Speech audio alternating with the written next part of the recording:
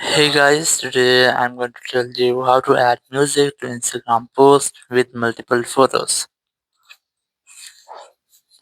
If you are using Instagram and you want to add music to Instagram post with multiple photos, so let's see how can you do that. You have to simply open your Instagram app and here simply tap on this plus option here and then select post.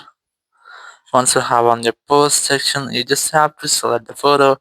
If you want to select multiple photos, you have to tap on this double square option here and you will get the selection page. You just have to select photos which you want to add into your post.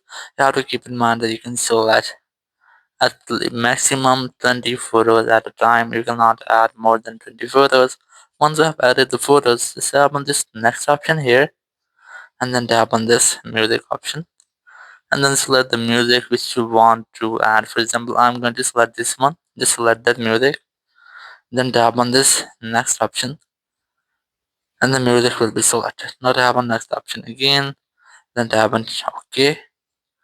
And here, if you want to edit or add anything here, you can add it. I'm going to select share option, and your post has been successfully uploaded with multiple photos and a music.